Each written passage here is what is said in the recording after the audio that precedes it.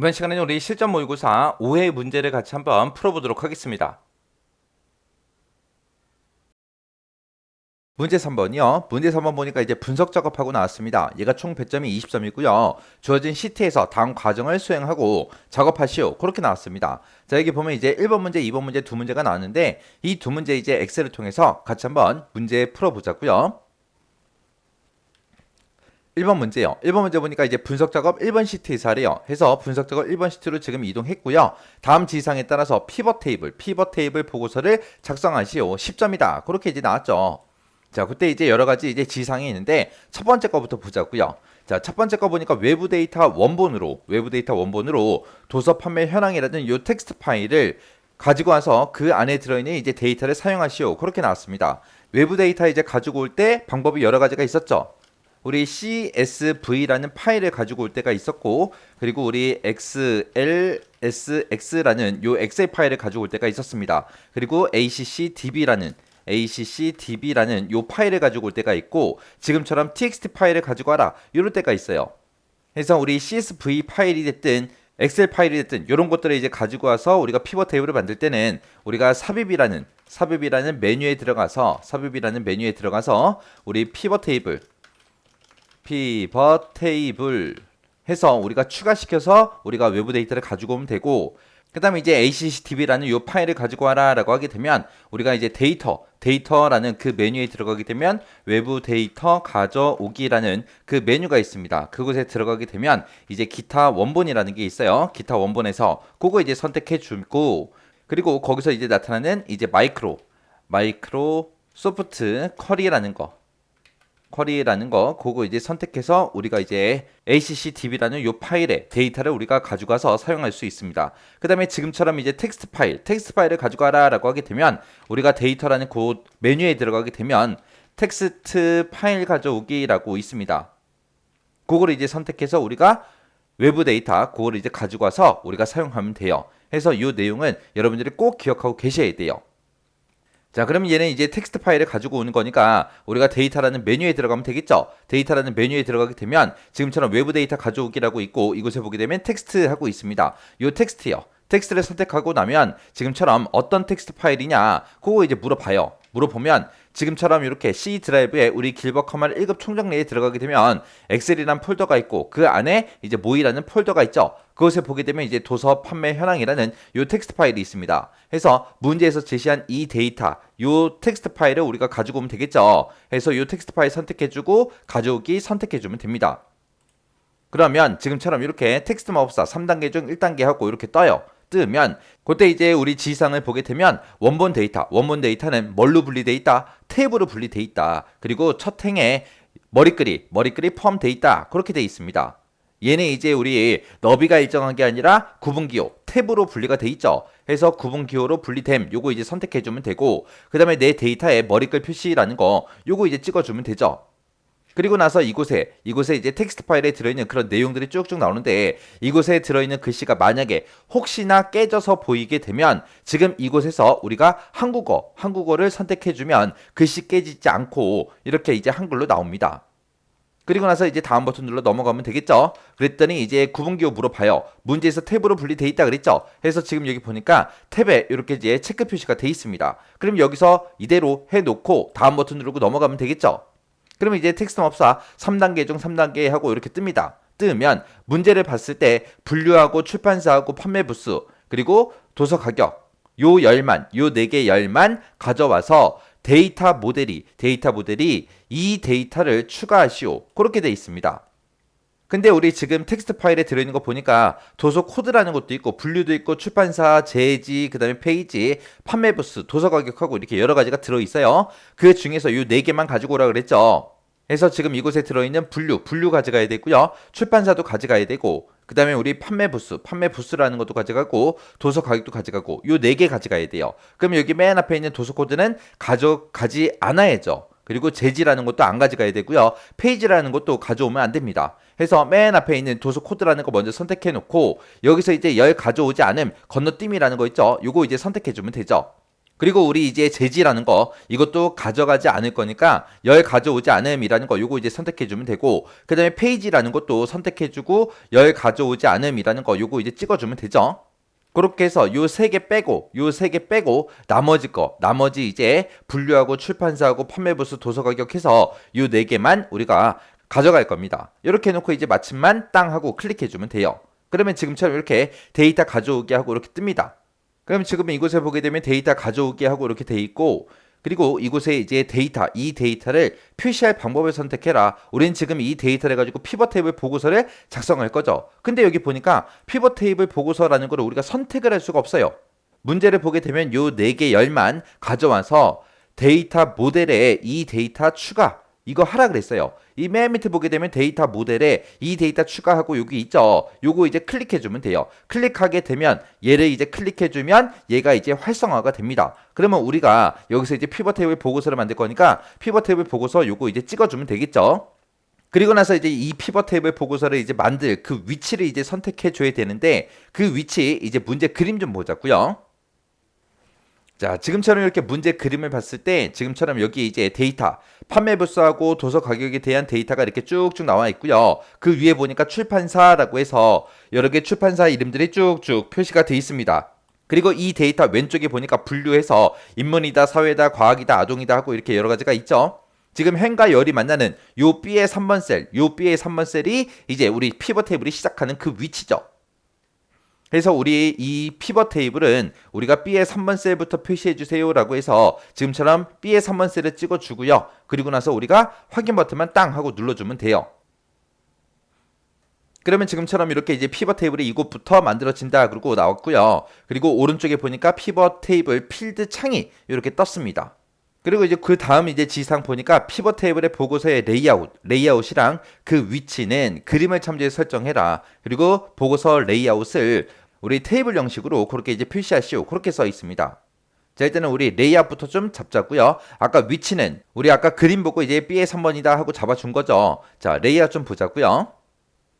지금 이곳을 보게 되면 이제 데이터가 지금 이곳에 들어있는데, 그때 이제 데이터 시그마 값으로 우리 판매 부수하고 도서 가격 이 두 가지를 넣어주면 되고, 그때 이제 판매 부수다 도서 가격이다 해서 얘네들이 이 값들이 지금처럼 행 단위로 이렇게 표시가 됐죠. 해서 이런 데이터 값들이 이제 행 단위로 표시되게 만들어주면 되고, 그때 출판사 요 이름이 이제 우리 열로 이제 보내주면 되고요. 그 다음에 이제 인문이다, 사회다 하고 쭉쭉 들어있는 게 우리 분류죠. 이 분류가 이제 행으로 가게 그렇게 이제 만들어주면 됩니다.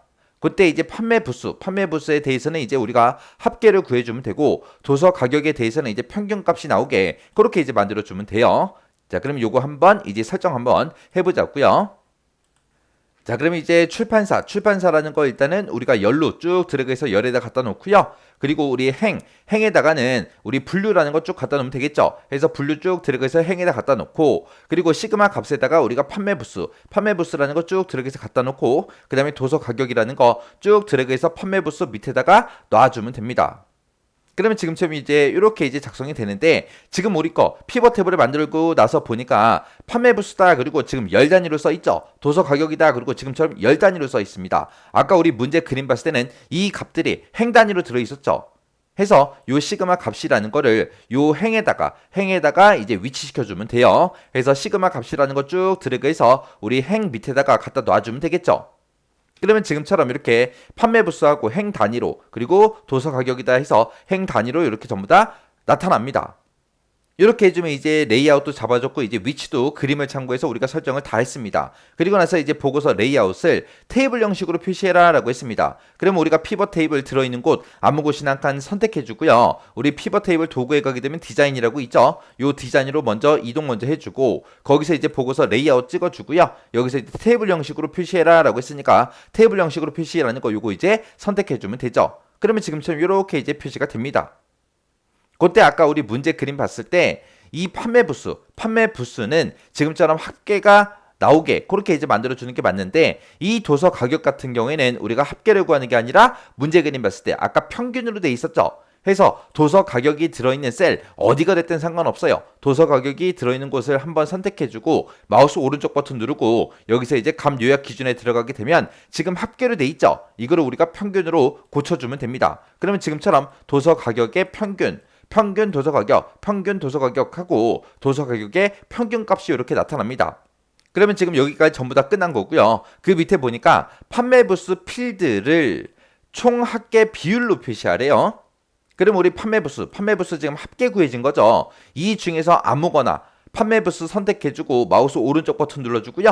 이곳에 보게 되면 값 표시 형식이라고 있습니다. 그 값 표시 형식에서 문제에서 시킨 대로 총합계 비율로 표시하라 그랬죠. 해서 이곳에 보게 되면 총합계 비율이라는 게 있습니다. 요거 이제 찍어주면 돼요. 그래서 마우스 오른쪽 버튼 눌러주고 값 표시 형식에 들어가서 총합계 비율로 표시해 달라고 요거 이제 선택해주면 됩니다. 그러면 지금 여기까지 이제 끝났죠. 그리고 이제 분류라는 필드요. 분류가 지금 요거 얘기하는 거죠. 과학이다, 사회다, 아동이다, 인문이다 하고 여기 써져 있는데 이거 보고 얘기하는 거고 얘네들은 이제 그림과 같이 정렬하시오. 그렇게 되어 있습니다. 자, 그럼 이제 문제 그림 좀 보자고요. 자, 문제 그림 봤을 때 분류가 지금 여기에는 문제 그림에는 인문, 사회, 과학, 아동하고 이렇게 들어 있습니다. 얘네들 이 순서를 봤을 때 이게 오름차 순이에요? 내림차 순이에요? 아니죠. 아니고 얘 이 순서대로만 그냥 만들어주면 돼요. 그럼 요거는 이제 어떻게 하나 좀 보세요. 그러면 일단은 인문이 맨 위로 올라가야 돼요. 요 인문이 맨 위로 올라가고 그 다음에 이제 사회가 나오고 그 다음에 이제 과학이 세 번째 그리고 아동이라는 게 제일 밑에 있어야 됩니다. 자, 인문이라는 거 먼저 선택해주고 나면 지금처럼 요 셀을 선택하고 나면 이제 셀 테두리가 있죠. 이 테두리에다가 마우스 갖다 대게 되면 십자 방향 표시 그 화살표 모양이 이제 마우스 모양으로 그렇게 바뀌어요. 바뀌면 그때 이제 마우스 왼쪽 버튼 꾹 누르고요. 위쪽으로 쭉쭉 드래그해서 우리가 과학 위쪽으로 맨 위에다가 이제 올려주면 돼요. 그러면 인문이 지금처럼 맨 위로 올라갔죠? 그 다음에 이제 두 번째 이제 사회가 오면 됩니다. 그래서 사회도 요 셀을 선택해 놓고 테두리에 갖다 대게 되면 십자 화살표 모양으로 그렇게 이제 마우스 모양이 나옵니다. 그러면 그때 이제 마우스 왼쪽 버튼 꾹 누르고요. 쭉 드래그해서 과학 위로 이제 올려주면 되죠. 그렇게 해서 맨 위에 이제 인문, 그 다음에 사회, 그 다음에 과학, 맨 밑에 아동하고 이렇게 이제 나타나게 만들어주면 돼요. 이렇게 해서 이 분류 필드를 기준으로 해서 정렬해라. 이거는 오름차 순도 아니고 내림차 순도 아니니까 지금처럼 이렇게 하나씩 우리가 마우스로 드래그해서 그 위치 우리가 잡아주면 됩니다. 그러면 이제 여기까지 이제 다 끝났고요. 그 다음에 이제 마지막 지시사항이요. 도서 가격이라는 그 필드가 있어요. 자, 도서 가격이 지금 평균값 구해놓은 거 요것들 보고 얘기하는 거죠.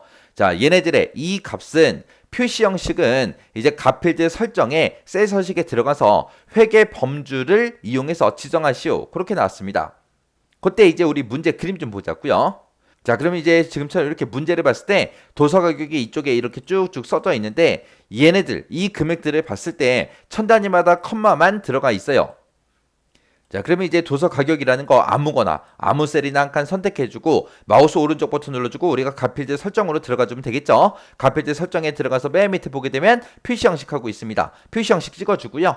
찍어주고 나면 이제 셀 서식 대화 상자가 이렇게 뜨죠. 여기서 이제 문제에서 회계라는 거, 범주에서 이제 회계라는 거 요거 사용하라 그랬으니까 회계 찍어주고 요런 기호, 통화 기호는 붙었다 안 붙었다? 안 붙었더라. 아까 문제 그림 봤을 때 없었잖아요. 그래서 이 통화 기호는 없음을 이렇게 선택해주면 돼요. 그리고 나서 이제 확인이요. 그리고 나서 또 확인이요. 그러면 지금처럼 이렇게 천 단위마다 쉼표만 들어가고 통화 기호는 붙지 않습니다. 이렇게 해주면 이제 문제 끝이요. 그러면 지금 방금 내가 작성한 피벗 테이블이 이렇게 이제 작성이 돼 있는데 그때 이제 문제 그림에서 주어진 거 얘랑 똑같은지 다른지 이제 비교만 한번 해주면 되겠죠. 그렇게 해서 꼭 비교해 보시고 혹시나 다른 부분이 있다 그러면 꼭 수정하셔야 돼요. 자, 이렇게 해주면 이제 피벗 테이블 끝이요. 그 다음에 2번 문제요. 2번 문제 보니까 분석 작업 2번이라는 요 시트에서 하래요. 자, 이 시트에서 다음 지시사항은 처리해라 10점이다. 그렇게 나왔습니다. 자, 일단은 분석 작업 2번 시트로 먼저 이동부터 하자고요. 이동했더니 지금처럼 이렇게 이제 이런 데이터가 쭉쭉 들어 있습니다. 요 데이터 가지고 이제 문제 풀어라. 그거죠. 첫 번째 지시사항 보니까 목표값 찾기라는 요 기능을 이용해서 강동현이라는 그 사람의 평균값이 G의 4번 셀에 들어 있대요. G의 4번 셀에 보니까 지금처럼 이렇게 강동현이라는 그 학생의 평균값이 지금처럼 이렇게 들어있죠. 이 평균값이 지금 86.7점인데 얘가 요 점수가 90점이 되려면 90점이 되려고 했을 때 국어 점수가 도대체 얼마가 돼야 이 평균값이 90점이 되냐, 그거 이제 맞추라는 거예요.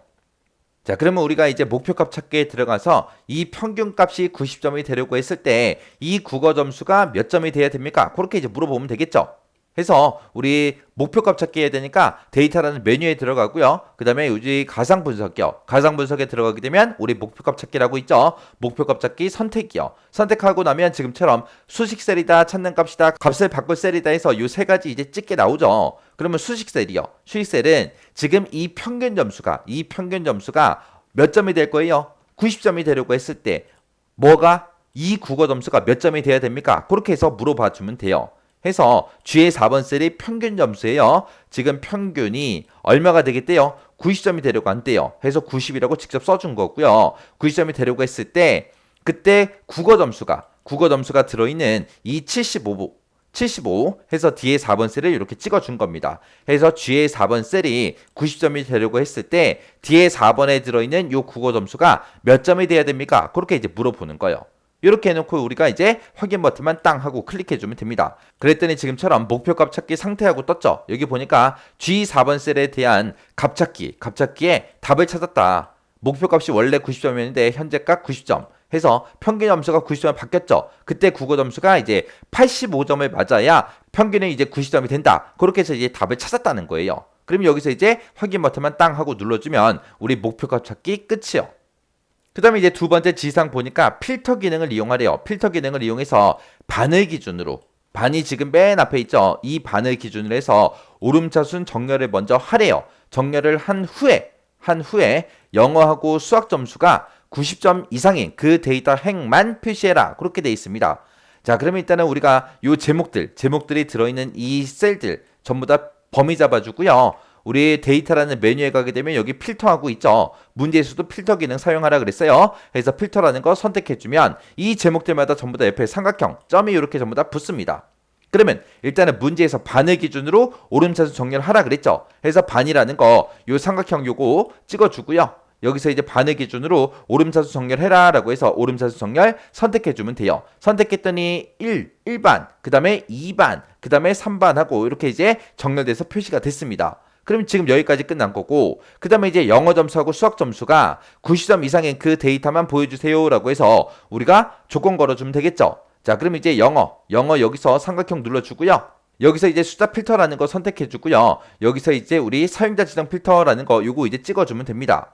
그러면 지금 영어 점수하고 떴죠. 영어 점수가 90점 이상인 그 데이터를 표시해달라. 그렇게 해주면 되겠죠. 그럼 요 앞에 기호 있죠. 기호를 크거나 같다로 변경시켜주고 그 뒤에다가 이제 90 요것만 이제 써주면 돼요. 그리고 나서 이제 확인이요. 그랬더니 영어 점수가 90점 이상인 그 행들만 지금처럼 이렇게 표시가 됐습니다. 그리고 수학 점수도 그렇게 해야 되겠죠.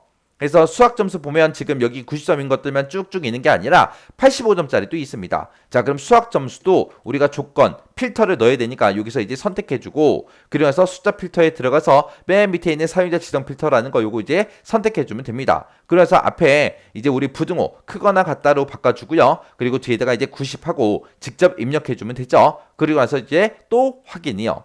확인 누르게 되면 아까 85점짜리가 있었는데 지금처럼 없어졌죠. 그리고 영어하고 수학하고 둘 다 90점 이상인 데이터들에 대해서 이렇게 결과값으로 전부 다 싹 다 표시가 된 겁니다.